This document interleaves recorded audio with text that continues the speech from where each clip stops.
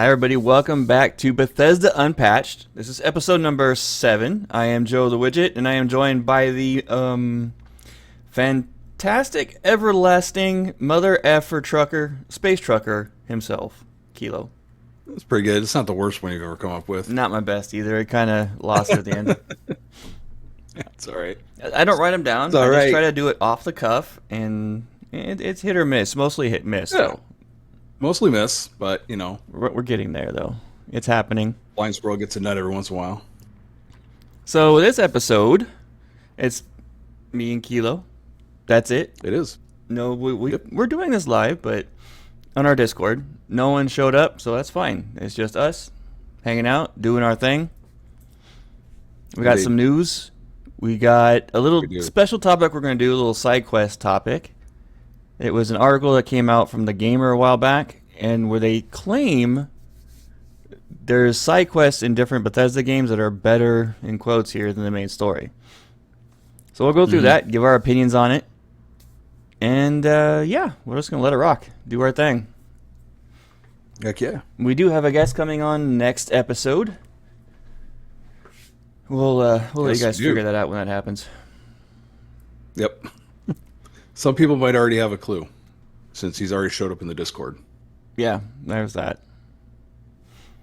We're still working on getting Bethesda. Anyone from Bethesda on the show. It's very difficult to do, as you can all imagine, seeing as they're tight-lipped with any kind of media whatsoever.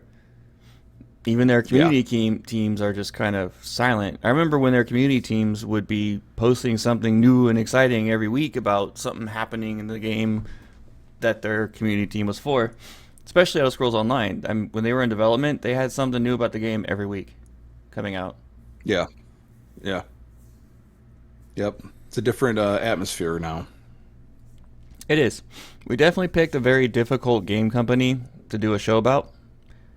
But seeing as they're like the epic godfathers of RPGs, makes sense. And we're We're fans. not scared of so- the challenge. No, Yeah. that's why we're here. 7 episodes It's all in and good, still baby. going. We haven't That's had right. any big announcements in seven weeks. No, it's been a minute. But I There do are think some more's coming. goodies. Yeah, oh yeah. I think more's coming soon. Bethesda is You want to get hinting us at some it. news? Yes. Yeah, That they was have been the- hinting at it. The segue. That was a pretty good segue. That wasn't bad. It wasn't horrible. We'll segue right into Starfield patch 1.15.222. Beta live as of Tuesday on Steam. And in this, basically an article that, I mean, the notes itself, the patch notes itself, it's not necessarily anything significant. It's a lot of bug fixes, thing like that. Right. But in that article that accompanies that list of bug fixes, what we are hearing from Bethesda is that they are continuing to support Starfield. They plan to continue to support Starfield, and there are things in the works that within the next few months we will be hearing more about what is to come. It's just a matter of when. I've had this theory for a while, ever since the first DLC dropped and they went silent after that. My theory has been that the reason they're going silent is that they are doing a massive overhaul of the game. It's like they did with Fallout 76 and ESO. Because ESO had multiple issues when it dropped, and over a period of a year, they completely rebuilt it. Yeah. And it's now an incredible may- game. Same with Fallout 76. Yeah, they may be going that route. And I do have to correct myself from last episode. I said that Jez Corden worked for Bethesda, probably because my mouth was moving too fast for my brain. He works for Microsoft. But he's the one that brought up ESO and Starfield DLC currently in the process of being worked on. We got another patch this week, though. We got a patch for Fallout 76. One of my recent addictions. Mm-hmm. I did Do you go want to over talk about that this. since it's your Yeah. recent addiction? I was looking through it, and I'm still kind of like mind blown of the patch that's currently in test right now. That one's going to be huge and amazing. But this one has some interesting fixes to it, especially in particular about your camp. The fire watchtower that you can build, they reduced the cost of building that from 25 wood down to 5, which is gigantic. You can That's add a huge. whole lot more flag variants in your camp and stuff. It went from 3 to 25. Mm-hmm. Let me see here. They fixed just general issues with it. Combat, mostly just quest fixes. Especially the Assaultron head weapon, which I never really liked anyway. I don't get into the whole laser and energy weapons. Yeah. Even in Yeah. Starfield, it was always ballistic. Yeah, it for was a me. ballistic. Yep. Yeah, they fixed an issue where sometimes corpses, meat piles, and ash piles, and loot bags disappear before the player can loot them. I've ran that issue myself, actually. That's a bummer. Mm-hmm. Fixed an issue where the bomb scientist perk incorrectly applied damage over time. I think that's when you get the ability to drop a nuke. Oh. Which happens in the game. Have you done that yet? No, I'm building to that point. It's like one of the last main quests you do. Because you have to use a nuke to open up an area to get to. We need video on Discord when you do that. So make sure you record that. I will. I remember doing it on my first character, and it was an epic event. I think the quest took me like 3 or 4 hours to do. That's a lot to it. Oh wow. It was Holy cow. a blast. Almost as epic as the Fault 79 that I did last week. Mm-hmm. Well, more epic than that, actually. The whole Mothman stuff, that's a very interesting part of the game, too, if you haven't done that yet. They have map events that occur for Mothman, and you get special bonuses and perks. Apparently there's a backpack that is now displaying its dynamic name in crafting correctly. And they just did some basic UI fixes. Yeah.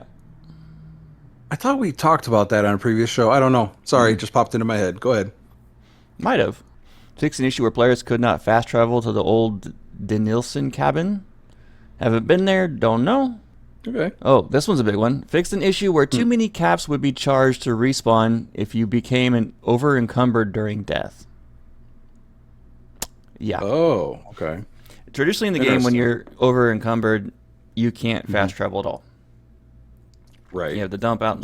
But there's a perk card you can get that will allow you to fast travel over encumbered, which I put on my character since I got it because it's amazing. It just costs extra caps, like 1.5 times more than normal, which is not a big deal. So I'll easily drop the cash to get back to my base with all my extra stolen loot. Yeah, for sure. I'm sure That was just the gist of it. This is a very, very minor patch.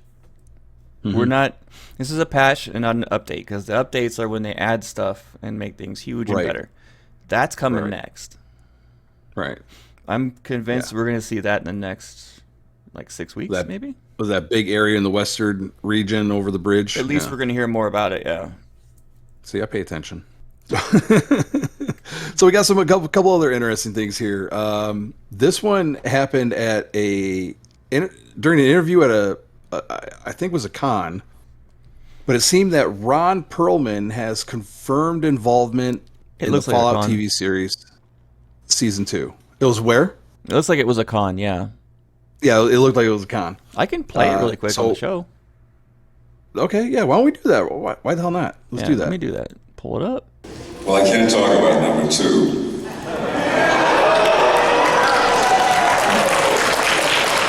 But just in not talking about it, I think I just talked about it.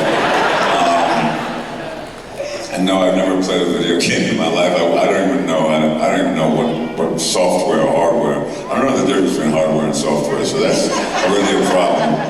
And then even if I did know what hardware to buy in order to play, put the software in, I wouldn't know how to push start or anything like that. So I'm a complete Luddite. Okay, so he's a computer noob. Got it.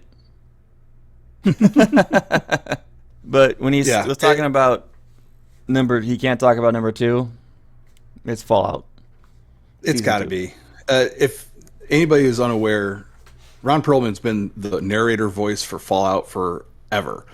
War never changes. That whole speech, that's him. And now it looks like he's going to show up in Fallout Season 2. There's a little, of course, everybody's on lines like, oh, he's going to be a Mr. Handy, or oh, he's going to be a super mutant. We don't know. We just know that he's involved. So I'm looking forward to that personally. I love Ron Perlman. He would make a I great loved him in key story in Sons of PC. Anarchy. Yep, loved him in Hellboy. Yeah, it'd be great to see him in Fallout. That So man's got a here's an very interesting one. epic and distinct voice.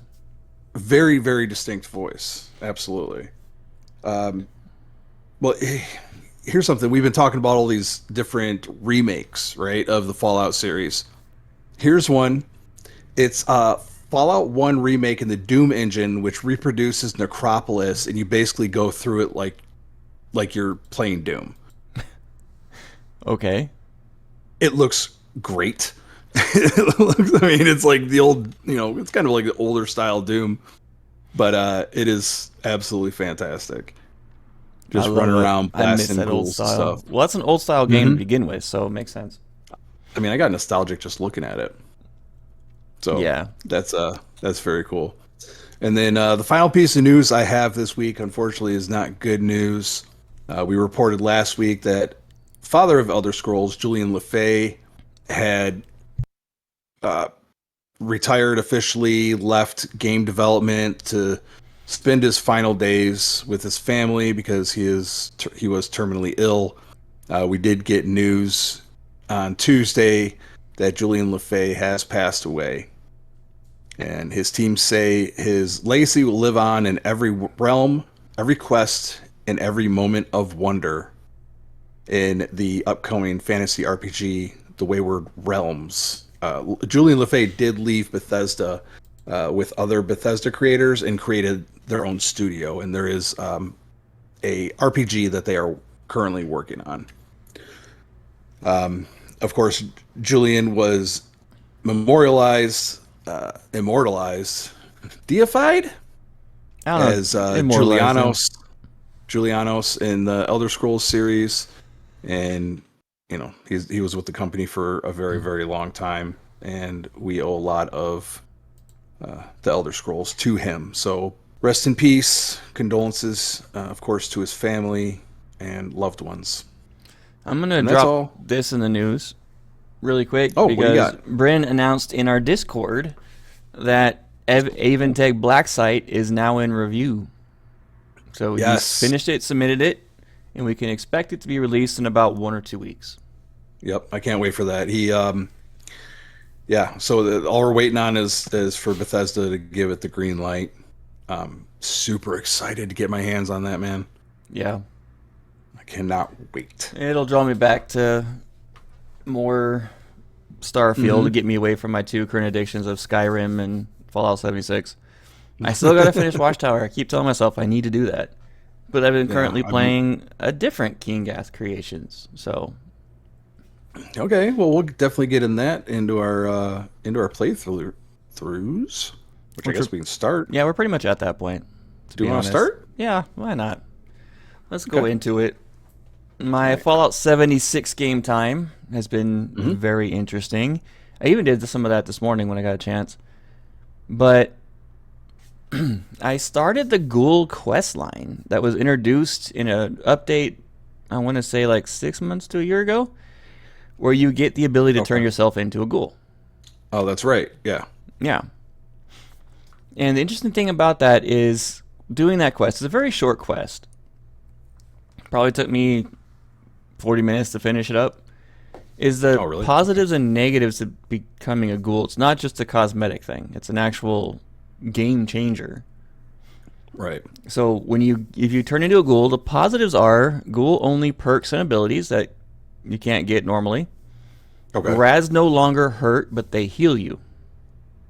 Okay. So you get radiated everywhere in that game. So you'd be healed quite a bit. You get new legendary perks that don't exist for normal, which are those legendary cards I was talking about last episode. Mm-hmm. You're immune to disease. You no longer need to eat or drink. However, the cons. Some human-only perks are disabled, obviously. You have to be in disguise to interact with some factions, and that some is actually quite a few. And you need a specialist to get a disguise in order to interact with these people, because they will shoot ghouls on sight. Right. You have to manage a sanity meter with chems. That comes from the Fallout TV show. Mm-hmm. Oh, nice touch. I like that. Okay. And you get a permanent -10 to charisma. Oof. Yeah. I think what convinced me to not go ghoul was the disguise thing. I did not want to have to deal with that. Or managing a sanity meter. Yeah. I mean, the positives look pretty cool, and there's some pretty awesome perks and abilities for being a ghoul, but nah, I decided to turn down the offer. Because the whole quest is this guy who's terminally ill from radiation. And he doesn't want to die. He wants to live. He wants to be... He has dreams to achieve. He's got a very Southern hick style accent. Got you. So you got to go help him out. Very hick boy, but awesome. And the doctor that you talk to says, "Oh, I heard of this radiation specialist who can get rid of major radiation sickness." So you have to go hunt him down far on the northern map. And it turns out it's this ghoul who turned herself into a ghoul. With all patchy, falling out hair and no nose and skin falling off. And she's like, you go on this quest to go get stuff to turn him into a ghoul, basically. And it's all about how the ghouls are mistreated and misunderstood and shot on sight. And they don't trust anybody. And, the usual morality stuff that they like to pull. That's been a long time theme in the Fallout games, though. Oh, yeah. Fallout 3 specifically comes to mind. Tenpenny Tower. The idea behind Tenpenny Tower was that it was this walled high rise, but it was all fancy inside, and they didn't want to let the ghouls in. And there's a whole quest surrounding it, trying to either convince them to let the ghouls in or helping the ghouls attack the tower. It gets pretty crazy. You got to understand the perspective of the normal people too, because the fact there are many, many, many more ghouls in the world that are feral than there are sane. Right. So when you got a group of ghouls coming to your camp, you don't know if they're there to eat your face or to be friends. Right. And if they get too close, then they're going to eat your face. Right. And yeah, you should call out, "Hey, are you friend or foe?" And because most feral ghouls won't be able to talk, and they'll just go running at you to eat your face. Right. So I didn't go. That's fair. And I've been looking for a new camp because I bought early on in the game, I bought the option to have 2 camps in the game. So I have my second one. I'm keeping my fishing cabin on the river.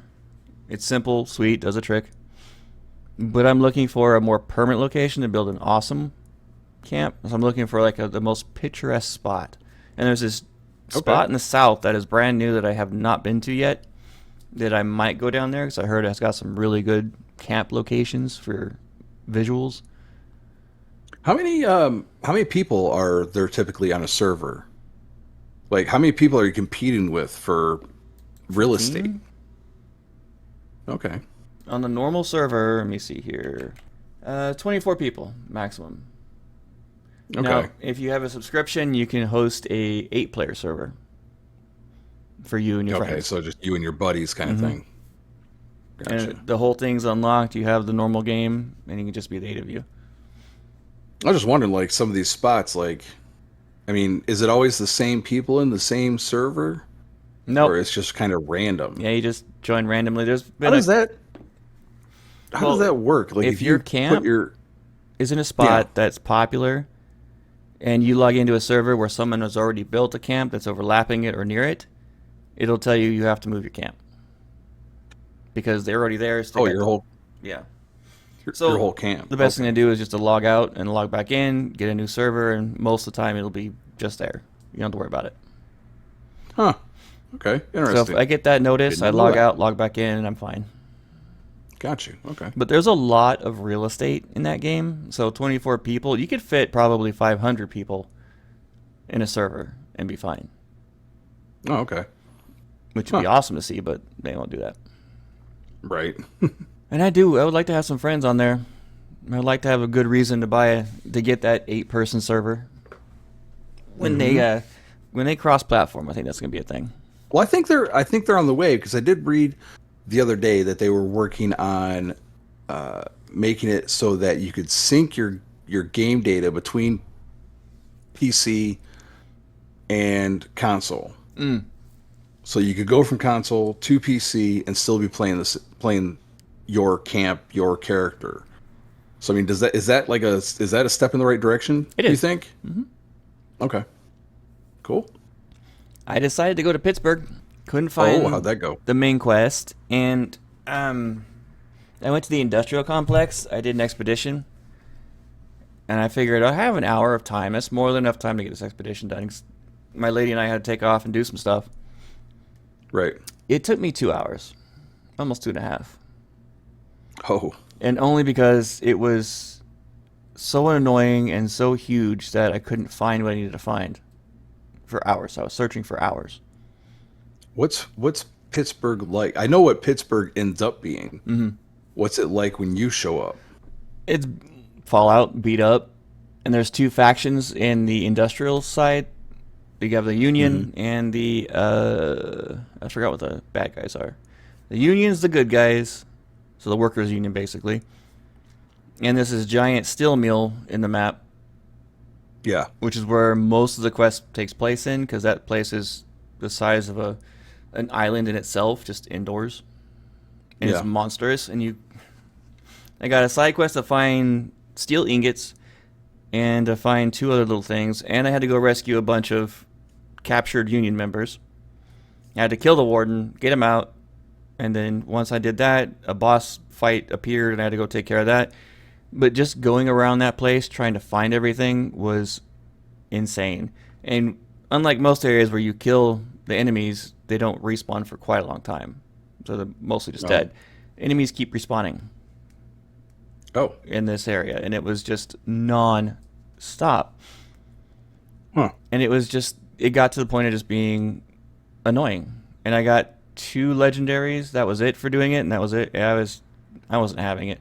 I'm going to try again later, maybe do the other one, see if it's better than that. Atlantic City is a blast. I can get that done in 30 to 45 minutes. Same boss fight every time, but it's fun. At least the one spot I do, the casino district. Yeah. Well, I just asked because the pit, the DLC, is a slaver town. That's Fallout 3. No, it was unless that other area is, I don't know. I haven't been to the area yet. There's 2 spots you can go in Pittsburgh or Pitt, and that's pretty cool. 3 or 4 spots in Atlantic City. You can tell Atlantic City came out after the Pit, and the Pit was definitely designed to have multiple players. Doing it solo is what hurt me, because I needed more people spreading out, helping me find everything. Gotcha. Yeah. So I wanted to get the power armor stand. I wanted to get the plans for it to put it in my camp so I could actually have power armor in there. Yeah. Because I have a whole bunch of pieces stored in my chest. And there's one quest in particular that's the best way to do it. It's called Minor Miracles. It's a side quest you can do. And it starts by finding a poster of an excavator. A power armor excavator for construction work. And you have to go to this location, and right outside of the location it's a mine down south. There's actually a poster there, so you can start it from that. You go in there, and there's a bunch of robots, and usually some pretty powerful ones that are very annoying that like to use smoke and stuff like that to hide themselves, and they're tough. And my dreaded with those freaking assaultatrons, I hate those things so much. So I went in, started doing this, and when you get down inside this like research facility, they have 2 armor stands down there. One of them has a chassis already on it, and the other one is one that's marked for the quest, which you have to build all the pieces for this excavation power armor. And after you build it, then you get the plans to build the stand in your base, your camp. Mm-hmm. So I was looking at it, and when I went over to the one that wasn't marked for the quest, it gave me the option to build those pieces, but it wasn't the one that I needed to do. So I took the check, and the other one I needed to do didn't have a chassis on it, so I had nothing to build on. So I took the chassis from the other one, walked it over there, got out, and it would not let me get the power armor in there, because every time I tried to hit build, it wouldn't do anything. It just blinked and blinked. So I logged out with the chassis in my inventory, logged back in, which put me outside the area. So I dropped the chassis thinking it's going to be down there again. So I didn't want that massive amount of weight in my inventory. Went all the way down, and there was no chassis. Went all the way back out to look for it. My chassis was gone. What? Yeah. So I logged out of the thing entirely, went back in, went back down, and there was no chassis still. As I was getting frustrated, I went to a different room I didn't go in before, and there was another stand with a chassis on it. So I grabbed it. So I looked up online, like, how in the world can I get this to work? Apparently, you have to park the chassis right in it, as close as you can to the stand, and it will let you do it. So I did that, got super close, parked it there, and it let me build. And I had just enough materials to build the helmet, and that's it. Oof. So now I'm going to have to go back down when I get more materials to finish it. So I'm going to go down there at least 4 times now. Because black titanium is a rare material you can get in the game for the that you use to build a more powerful power armor. So, I got smart, and I've picked up a map, an excavation map, or a miner's map. Because there are these little vending machines that you can find different spots in the map that do a miner map, excavation map, and some other one. Excavation being the harder one. And I had a miner map, which gave me a dig site location, which was at Nuka-Cola World. So I went over there, thinking maybe I can find the mineral I need from just digging it up. It's worth a shot. Got over there, and you're supposed to find this little mound that lets you E to excavate, basically. And it put me in front of the Tunnel of Love ride at Nuka-Cola World, and a little tiny spot. I went inside the tunnel, but it told me to go back out. And it was just this little spot around it. I spent 45 minutes on this little tiny area going up and down this mountain trying to find the stupid dig site. Finally found it right by the Tunnel of Love entrance, right to the right side. It was just little tiny patch just nestled against the rock. Just right there. Yeah. And sure enough, when I dug it, I got 15 black titanium. Oh, okay. That's enough to build 2 pieces. Oh, nice. Back to the machine, because you can get a new one every 24 hours. Okay. And so I've had that quest for probably a week and a half now, 2 weeks. So I figured time was up. I got an excavation one this time, the higher end one. And it's supposed to be a random location throughout the entire map that you go to for the dig site. Like finding buried treasure. It put me right back at the Nuka-Cola World Tour. And there's like 4 or 5 places in that area that a dig site can spawn. It put me in the exact same spot as my last one. So I went right to that same spot, and I just dug it up. 20 more black titanium. Nice. So I think I have, if my math's correct, I think I have enough to finish that power armor. So I'm going to do that next time I get back in. I want that stand. Sweet. Yep. All right, man. Skyrim. Skyrim. What do we do in Skyrim? So one of the most screwed up, fucked up quests you can do in Skyrim is the Daedric quest for Molag Bal. You remember that one? Yeah, I remember that one. Yep. It's one demented freaking quest. Yeah. And it's fitting for the Daedra of Death, I guess. I mean, he's basically the devil. So, I mean, pretty much, yeah. Yeah, you have to get this other priest that's from a different rival god who's been messing up his, like, I don't know, altar inside this haunted. It's called the Haunted House is the quest you do. And it's a freaky little haunted house. And you have to kill a guy at the beginning of it. Or I think you can spare him, but I just chose to kill him. Why not? I'm an assassin. Dark Brotherhood. It's my thing. It tracks. Yeah. And then you got to get this guy, this priest who's been captured somewhere else, release him, so he'll go back to the house and try to defile the shrine. And when you do, Molag Bal traps him, and you have to sit there and take the mace of Molag Bal and beat him to death several times. And Molag Bal raises him up until he breaks. Yeah. Oh, memories. And you get that mace. The mace is, okay. Yep. And I had just gotten the beacon, and if you play Skyrim, you know what the beacon is. I got it right A new before hand touches the beacon. Molag Bal, and it's another Daedra, but this one gives you the Dawnbreaker. Yeah. So I had to go do that. I had to get the Dawnbreaker. Dawnbreaker? I do like that quest. That's Yeah. a fun dungeon. It is. It's an interesting one. And for the first time, I had a bug that worked out in my favor. How's that? I posted it in our Discord, too. I recorded it. The final boss, who's a normal, huge pain in the ass to kill, just stood there. Wouldn't do anything, was just staring at me. So I pulled out Molag Bal's mace and a magic sword I had and started beating on him. And I noticed that only the magic sword hurts him because I forgot that only magic can hurt him. Ah, yes. So I pulled out my Blade of Woe, that's also magic, and started just beating him right there, just enjoying it. And I leveled up my daggers 3 times. A one-hander. Oh, nice. Nice. Just kill him. Hey, Single player game. Hey, bugs are bugs. Is it I'm a okay. bug or a feature? Yes. And with how I play the game as a stealth archer, I need to cheat these bosses to win. Because they look at me wrong, I'm dead. Right. And you start putting Some of them points are into pretty light brutal. armor. You So haven't put any points in armor? no, I put 1 point in light armor, that's it. I've been doing everything stealth and archery. And lockpicking. Yeah. I'm only like level Right. 16 or 17 now. Oh, okay. You spread it out a little bit, Spread out the love. And I gotta, speaking of love, I gotta give some more love to our friends at Kingath Creations. I bought the Bard's College that they made for Skyrim.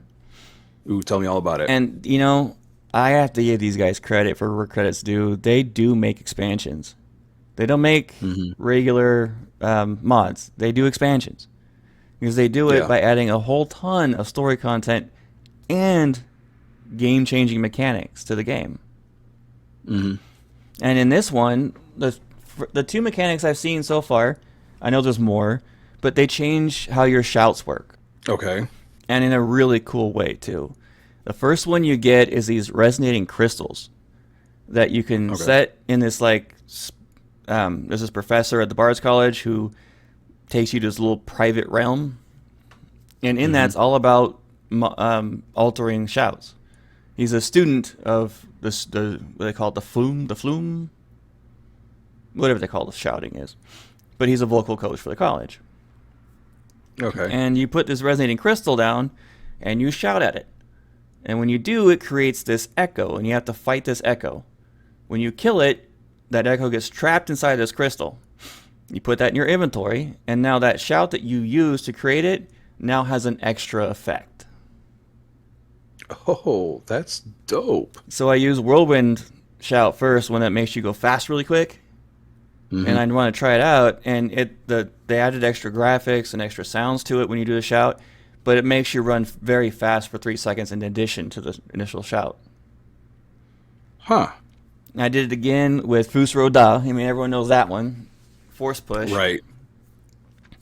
And the cool thing about that one is you do 3 more blasts right after the main blast. That starts staggering back and back and back. I did it on a boss, and it staggered him another 5 seconds, 6 seconds. That's huge. It's huge. And then they added a chant mechanic. That one actually annoyed the living crap out of me because I have not been able to figure out how to get it right. You get this special wand, this resonating wand, that allows you to chain 3 shouts together in one blast. Okay. Yeah. But getting it to work is the hard part. It took me 7 tries of being taught to get it to work, and I don't even know how I got it to work. Because you have to do the shout right away, use the crystal, or use the wand, do another shout, use the wand, do another shout, wand, and then it just blasts all of them at once. And you have to have it hotkeyed. You have to be able to switch quickly because you wait too long, 2 seconds, it times out. Oh, okay. It's boom, boom, boom. It's kind of a pain in the ass to get to work. So I'm going to keep trying at it, but so far it's my least favorite thing. The resonating crystal that enhances your shouts is freaking amazing, and I can't wait to try other shouts with it. That's awesome. And they also add the ability to play music. The lute, the drum, and the flute. And there's a So mechanic. you're like the guy in the tavern at that point, or Yeah, exactly. You go to crowded areas, Okay. and you start playing, and people will get bardic inspiration from your music if you do really well, and they'll start tipping you money, and you get bonuses from it as well. It's kind of really cool. I did another video, but put it in our Discord. Okay, I have to check that out. Is it like, I mean, like, what you mean play well? Is it like Guitar Hero, or what are we Well, talking you don't about? actually do anything. You're just watching your character, but you can switch songs based on the mood of the area you're at. Of the crowd. Yeah. Okay. You can change instruments, and I haven't figured out exactly. There is something called bardic inspiration that you get, that you put on yourself, and it Okay. works like a currency. But the only thing I've seen so far requires you to have a follower to make it work. Gives you bonuses to your follower and yourself when you have a follower active, but I don't have one. So I'm thinking there's going to be other ways to spend bardic inspiration for different bonuses. I just haven't seen it yet. Right.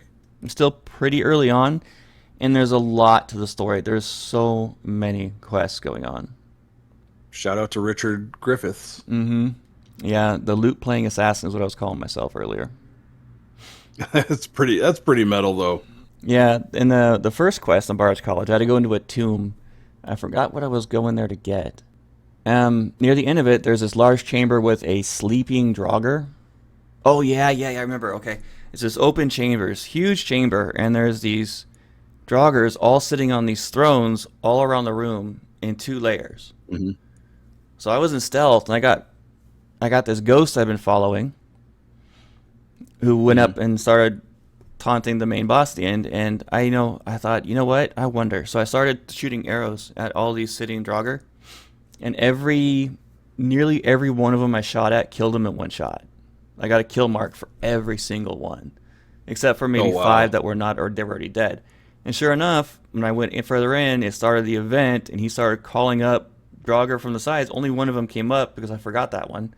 Killed it really quick. Oh. It took a second. The quest reset, and he called up the boss. So I'm assuming that all these different Draugr would be coming at me from both sides, but I took them out. Yeah, they would. beforehand. Yeah. I do the same thing whenever I was going through catacombs or anything like that. Anytime I saw it, I'm like, you look like a Draugr. Oh, another thing they added in Bard's College is you have new shouts. New shouts. New shouts. Okay. I've got one of them, but I forgot to write it down and what it does. It's actually really cool. Yeah, I got to remember to write that down. I'll try to remember them later on, but the story's really good. The voice acting's very, very good in this one, and it does feel like an expansion of the game. Like they did put in a new full-size faction into the game. It makes me want to try, what's the other one for Skyrim? East Empire expansion? Oh, yeah. I'm curious to see what that is now. Yeah, no kidding. Mm-hmm. I'll look that up really quick. Google. Consult the Oracle. In exchange for convincing the Jarls of Skyrim to permit their outposts and helping them set up mining operations, the East Empire Company will provide you with powerful tools to help your adventuring. Loot delivery service. Have the East Empire Company carry your extra loot out of dungeons and back to town. Okay, that's pretty sick. That's pretty cool. Or even back to your home. You get to claim dungeons. Once you've cleared a dungeon, claim it for the East Empire Company. It will soon be full of guards and mining teams who will give you a cut of the profits. That's amazing. Sell your wares. Give your unwanted items to a merchant from the East Empire Company. They'll sell your items for you over time so you can focus on your adventuring. That's awesome. Yeah, I'm going to have to get That's that. amazing. I'm about it. East Empire Company. Yeah, Yeah. There is a mission that takes you to the East Empire Company in, help me out, the city. I am so failing as a Bethesda host right now. I can't. I'm not any help either. Solstice? So that's another $7. Now, seeing as the $10 I spent on the Bard's College was super worth it, I'm going to have to get this one too. for sure. Let me bookmark it. Hang on a second. I'm gonna have to freaking Google this because I'm looking like an idiot if I don't at least say it on the air. Solitude. Jesus. The City of Solitude. I'm going to label it right here. My ultimate favorite modders in the modding community is King Gath. Yeah. Brian, you're my second favorite. But the way they do their massive expansions in these games, and it's so professionally done. It's worth it. When they put something out, get it. Yeah, you know you're gonna get top shelf stuff. Absolutely. So that was my week, man. I'm still going to go back into the Bards. I'm really excited to finish the Bards College, and now I'm going to do the East Empire expansion as well. Sold. And I'm just continuing my adventures in Skyrim, just trying to figure out. What I'm doing right now is doing all the mods that story mods that I've never done before. Some of them that go outside of Skyrim itself. So, Gotcha. having a blast, man. Okay. It's like playing a whole new game. Oh my God, I remembered. Okay, what is it? I remembered. We were talking about before the show. Last week we were talking about an encounter that I hadn't encountered before, which is the ship that was like dead. Right, the grav drive ruptured, poison throughout the whole ship. It'll kill you if you stay in there too long. There was another one that I forgot to mention last night. I guess we'll just start my play like this. But it's a ship that you come across that's damaged, and you dock with it, and as soon as you get on board, it's an infestation. So it's got a bunch of these alien.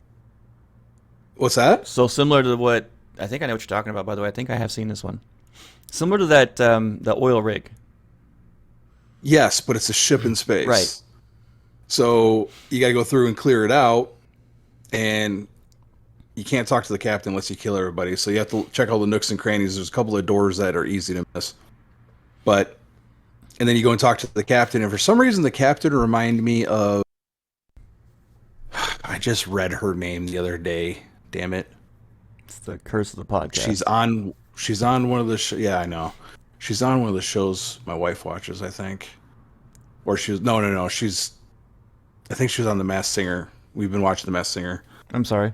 Anyways, it's been a fun show up until this season. At this point, we just finished, I think, season 12, and we're like, all right, we're kind of like over it. Anyways, this ain't a Masked Singer podcast. Anyways, she looks like the captain from Starship Troopers.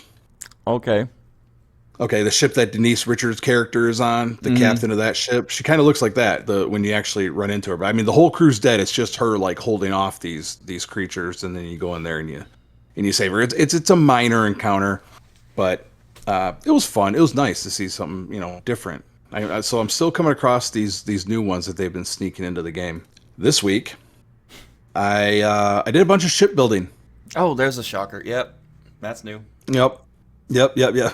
Well, Metal, friend of the show, artist of our artwork, he does, of course, Ship and Pilot, and they do different challenges all the time. And the challenge for this month was, I brought this up last episode, it was the Ragnarok DX31 engine. I was thinking, and it was like an assembly. Yeah, I had trouble with it last week. I figured it out. I cheated. I used a mod to get everything to layer up like it's supposed to. They turned out really great. And I'm like, what the hell am I going to do with this? I was kind of scrolling through the Reddit and looking at what everybody else was doing. And I'm like, the one thing I'm not seeing is a pod racer. And I feel like these engines, they look like pod racer engines. They're just these massive things. So I ended up constructing a racer. And it was inspired by Bryn, actually, because Bryn was talking when we interviewed him last week that one of the things that we wanted to see in the game was more racing, going on like a circuit or a league or something like that. Yeah. Yeah, yours looks like so I decided to make racer for sure. Yeah, so it's called the Earnhardt 3D, which is a shout out to Dale Earnhardt Sr. I am a NASCAR fan. And it just felt right to name it that. And it's just literally, it's like a cockpit and an all-in-one and a storage. And the only reason I have the storage bay on there is so that I can connect because I wanted to use Teo parts. So I had the Teo connector on there. Yeah. And there's a lot of glitching going on there. I'm gonna show this ship on our YouTube version. It'll be on screen. Yeah, man. It'll be on screen. If you're not on YouTube, you can always go to our Discord, which you can find through Weird Chaos Media, our link tree. Just look up Weird Chaos Media pretty much anywhere and you'll find it. Instagram, all the socials. Yeah. We have 5 likes on Lemonade now. Do you know that? We're up to 5? Nice. We're up to 5. I know. It's amazing. Okay, so anyways, I did that. I was very happy with how it turned out. It's pretty dope. So I followed one of the leads. I decided I was going to go back into Watchtower because there's so...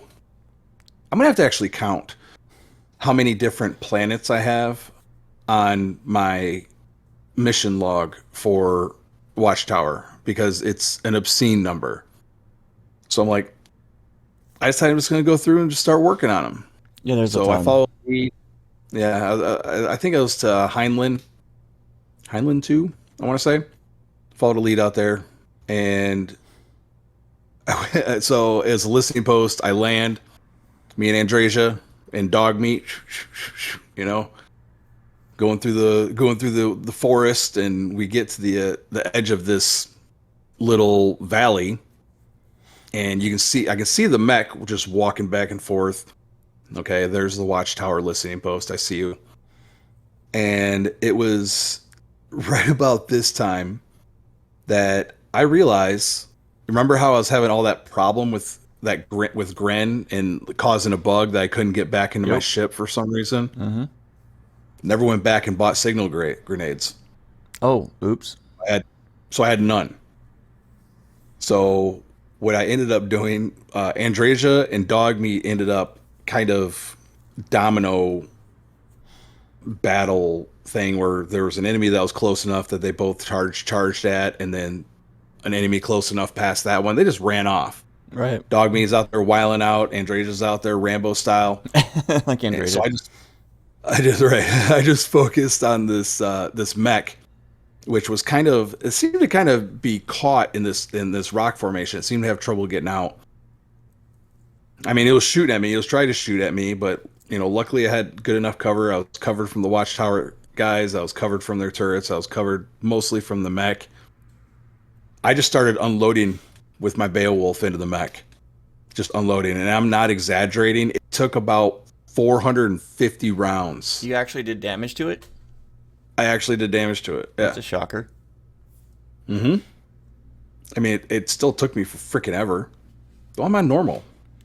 I wonder if I could do it with my sniper, my main character, with my hard target. Stock up on your ammo, but probably. I have quite a few rounds, seeing as it only takes me a few rounds every time. My Beowulf does a lot of damage. I one shot got most guys.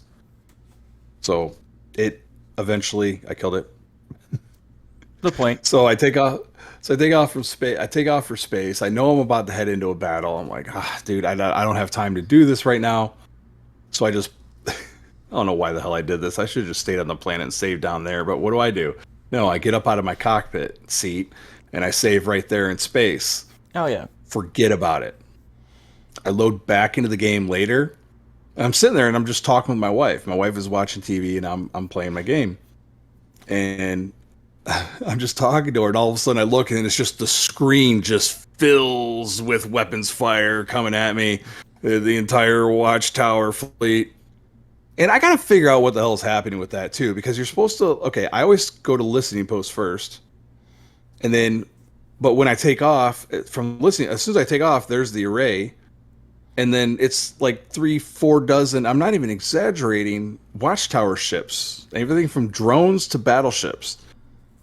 And it's a knockdown, drag out fight every time. Speaking of your lady, this futon right next to me, I put it in here just for her because she wanted to be in the room while I'm gaming.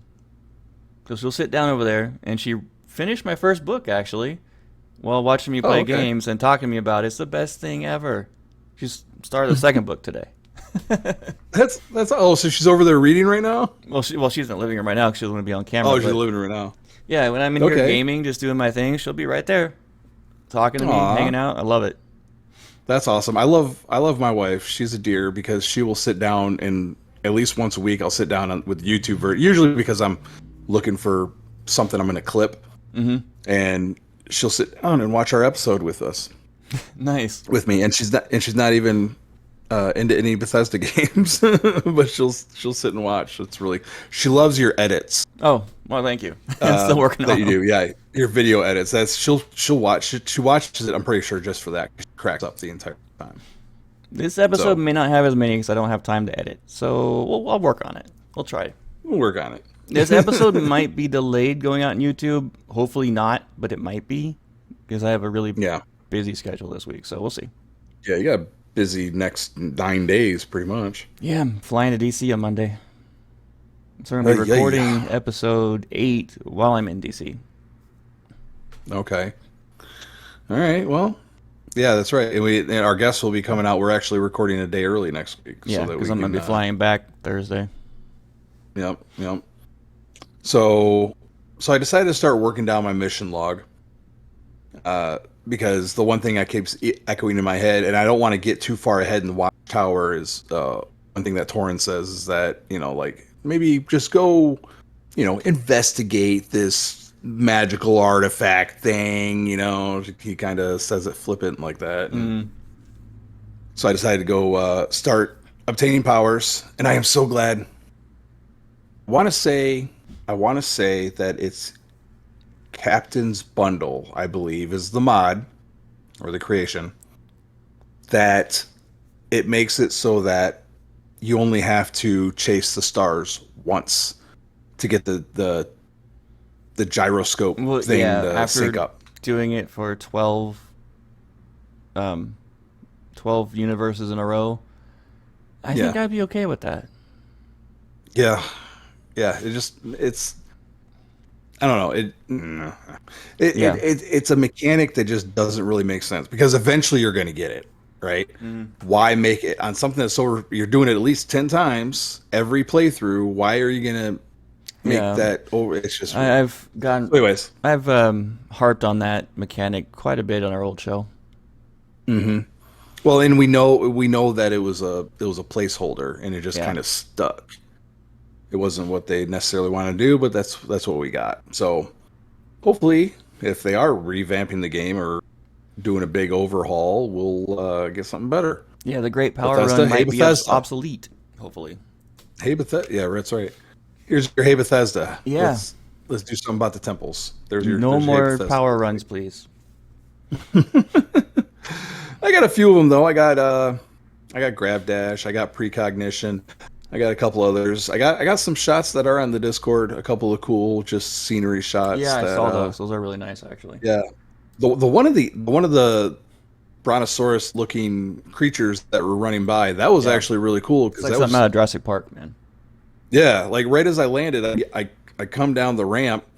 I'm outside the ship, and I noticed all these. At first, it was like just in the shadows, like in the mist kind of thing, and then they started getting closer, and then this group of 3 of them just like ran by my landing area. I was like, so dope. The way you frame this shot, which will be on screen, is you have the ship overhead of you, but then you have these 3 like dinosaur-looking dudes, like you said, right in perfect frame.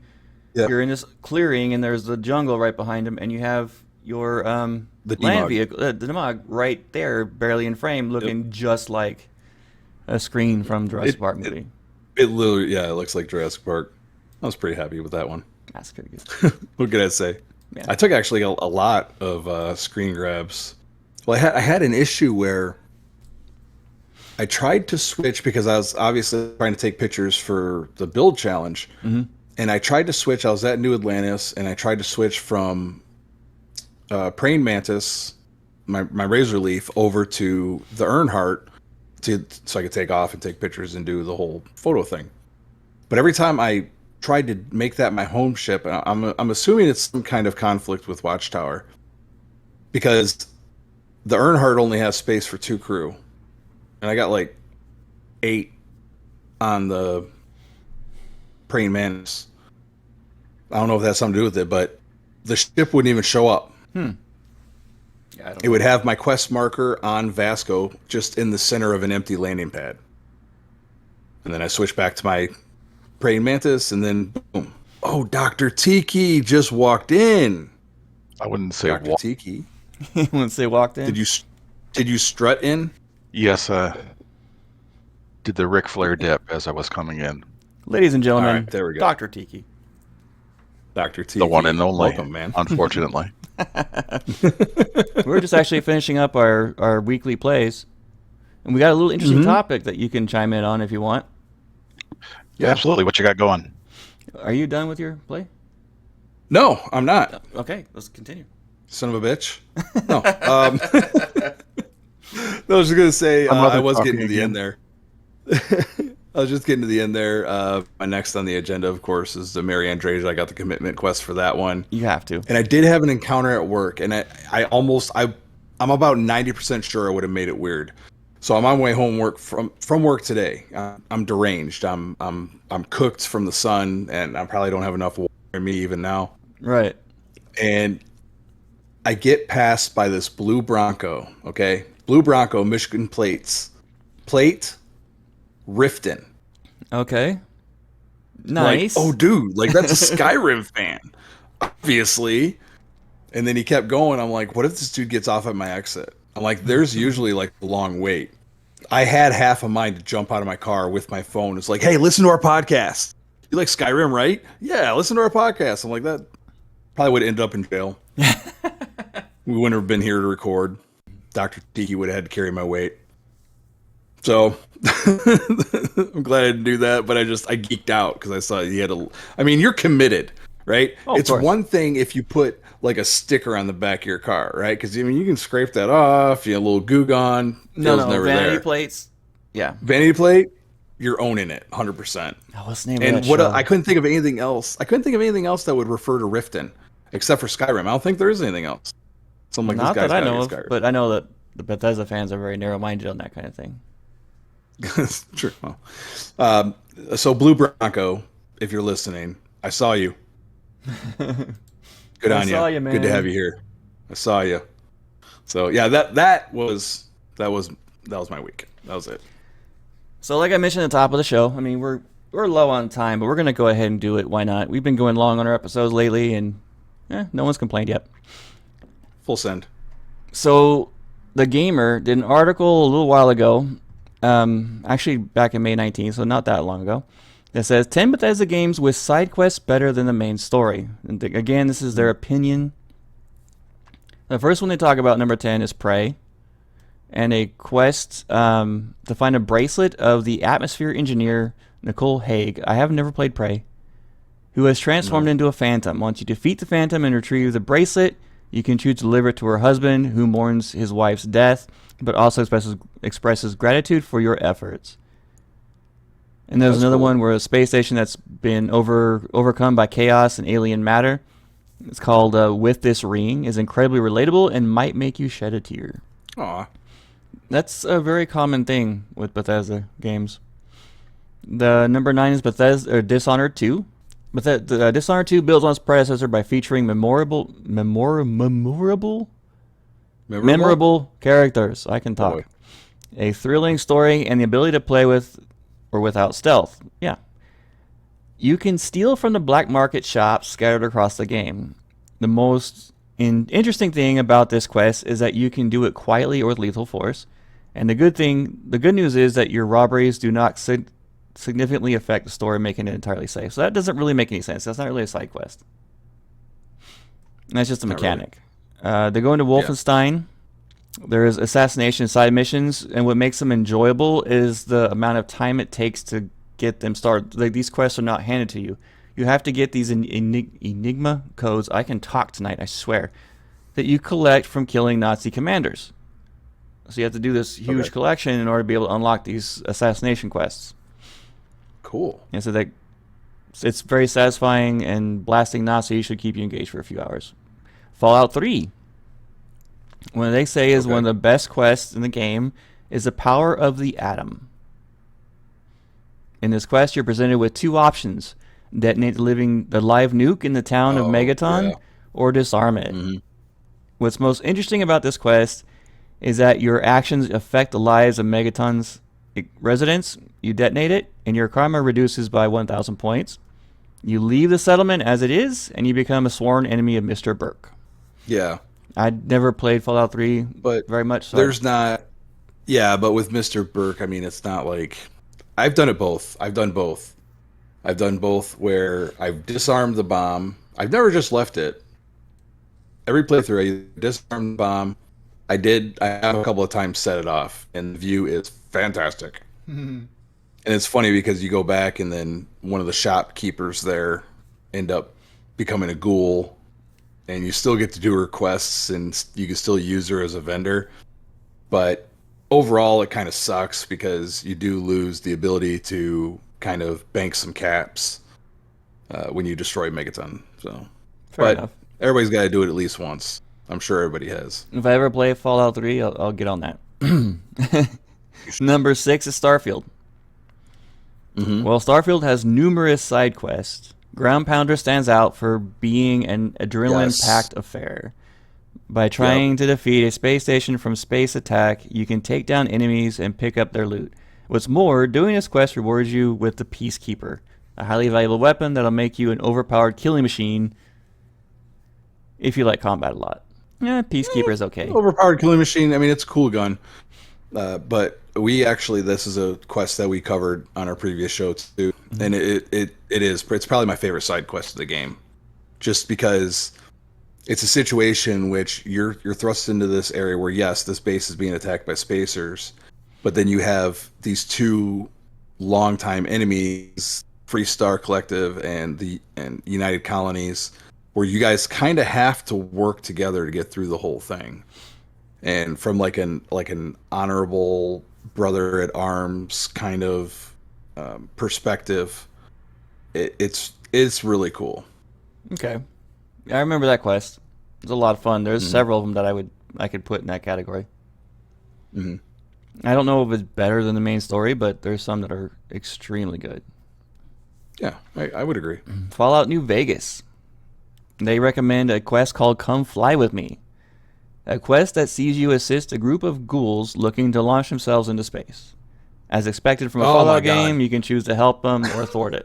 Oh man, You know this one? I'll never forget that launch. Oh yeah, it's a pretty big game because you have to go through all this crap to get it to go. To get them to go. You have the option of talking them out of it because they're like, even if you get up there, like how are you going to survive? And spoilers for New Vegas. If you let them launch, it doesn't go well. Okay, yeah, I'm curious. I've always wanted to play New Vegas.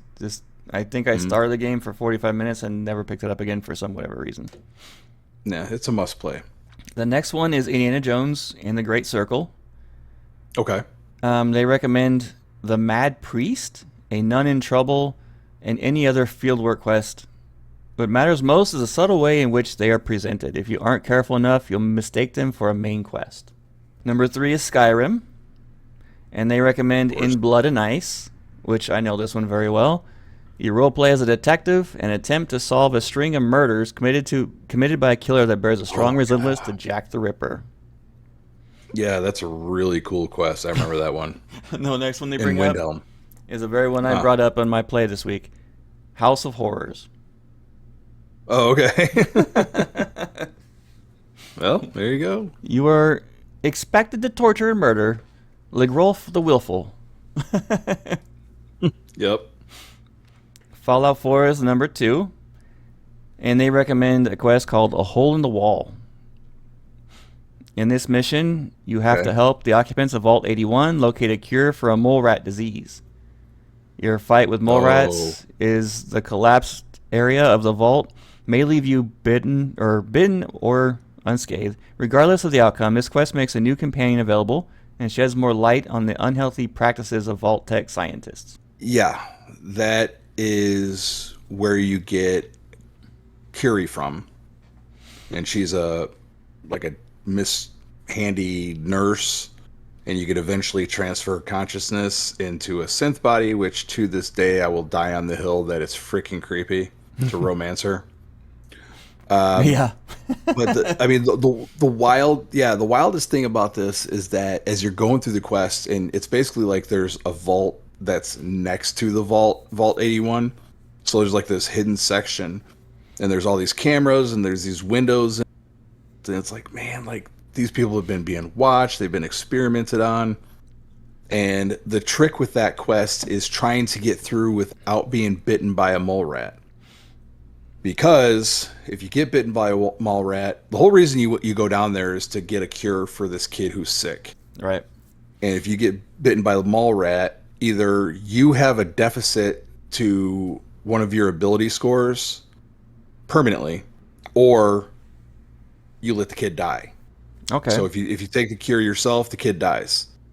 If you cure the kid, you're stuck with an affliction. So the key to that quest is to get through it without getting bit by mole rats. And it's a son of a bitch because they pop up out of the ground. The last one they mention is Oblivion. Okay. And they say that you'll see that Oblivion has many special side quests, which I'm going to be picking up Oblivion again after I do more with Skyrim. After helping the villagers of Oswell to become visible... I remember this quest. I did this one. Okay. To become visible again, to killing members of the Blackwater Brigands and recovering a hijacked ship. Every side activity promises a load of fun and rewards. But I remember the villagers of Oswell that were invisible. It was so weird. Okay. So That's some wild. kind of magician cast a spell on them and turned the entire village invisible, and you have to go after this magician to reverse the curse. Oh, wow. Okay. I'm not familiar with that one. Yeah, it's very interesting. It's one of the actually I think it's the first side quest I did in Oblivion. Now your video froze. I can hear you fine, but your video froze. Okay. Yeah, I know. I'm staring at a still frame of myself right now. That's no big deal. So, Yeah. really quick, do you guys have any like favorite side quests you want to bring up? Mine's the Andrasia storyline, for sure. The emotional twinge of it, and Andrasia's just awesome. Dr. Tiki, do you got anything? I'll take that as a no. Is he AFK? Wonder where is blabbing on? I don't like side quests. I mean that's like and that's one thing that people have brought up specifically about Starfield is that the side quests, a lot of side quests are better than the main story, which yes and no. There's a lot of great ones out there. One of my favorites from Skyrim was the kid in Windhelm, the introduction. Well, it's like the first step into the introduction of the Dark Brotherhood, Oh, right, yeah. and the kid is performing the ritual. Yeah, we have to go kill, what's her name, the Kind? Grinwald or Grinwald. Greenwald the Kind. Yeah, the Kind, who is not. And then you have to try to kill her in a I've always just stealth an sniped her. orphanage full of children. Yeah, I do it right in front of the kids because they get so excited and happy when you do it. What was the other one? There's another one that was just on the tip of my tongue too. Oh, the Debella quest line is entertaining as well. Yeah. I wouldn't say it was better than the main story. Right. I mean, it's really hard pressed to say most side quests are any better than the main story because for one, they're normally a lot shorter. Yeah. And they don't I'm trying get to as think deep. of ones that specifically. Yeah. Of course, my brain's fried, dude. Yeah, we're gonna go ahead and wrap it up. Could have let me prep for that one. I could have. I Do didn't. you want to read some YouTube comments real quick? Yeah. I want to give a shout out because and we appreciate this, and this is important. These and you'll hear it in the comments and the outro. reviews that you guys, the ratings you give us, are a giant help to us. Please give us those 5-star reviews on Spotify, iTunes, YouTube. On YouTube, just subscribe and like our videos. You can put the bell notification on if you want. It's highly appreciated. Absolutely. Well, let's see. We got on episode 1, we got one from Timor, 7/22/99, and I believe I've been talking with this gentleman on Blue Sky. He's been interacting with us. He says, "Awesome episode 1, subbed." So he started listening to us. That's super cool. Appreciate that. Brett P 7493 on episode 4, Shut Up Cora. Said awesome stuff. Thank you, Brett. And then we got, this sounds like somebody that might know you, on episode 6, just last episode, Lorebagger. He says, Joe pulled some unconventional means but you guys got yourself a subscriber. That was one of my Uber riders. Oh, no kidding. Yeah, he was a cool kid too. He was in his 20s, but he's a kid to me because I'm so old. But Well, right, yeah, one of my favorite passengers I've had. That's awesome, Lorebagger. Thank you. Appreciate the comment on there. So We've got a couple of really good reviews on iTunes as well. Some 5-star reviews. What do we got over there? Lucky Blue Gamer said, "Great job by Wigit and Kilo in their Bethesda podcast project. The interview and news talk were excellent, including the rambling and unexpected turns. Rambling is good when you love the subject matter and you both know and love Bethesda games old and new. Kudos for the smart move to WKM, wyrdkhaosmedia, and the focus on the Bethesda game universe. Looking forward to many, many great shows from Bethesda Unpatched." Oh, wow. Thank you so much. Another one is good stuff. "You can tell these guys know what they are doing, but aren't afraid to go off script and just have fun, natural conversations in a refreshing, non-know-it-all manner. Came for the Starfield, but stayed for the people and community. Looking forward to hearing about other Bethesda stuff as well. Old man Mossy." Oh, Mossy. So Thank we you, really Mossy. appreciate it, guys. We do pay attention to him, and it's a giant help. It helps us get noticed. Yeah. Helps the algorithm It really say, does. hey, these guys might be onto something, and say, here you go. Try them out. Yeah. Absolutely. I think that's it, Yep, brother. we're going to wrap up this episode, and if you're on the audio version, you're going to get the details on how to find us right now. And that's going to be it for us tonight. Thank you so much for listening, and have a fantastic week out in the Bethesdaverse. Peace out.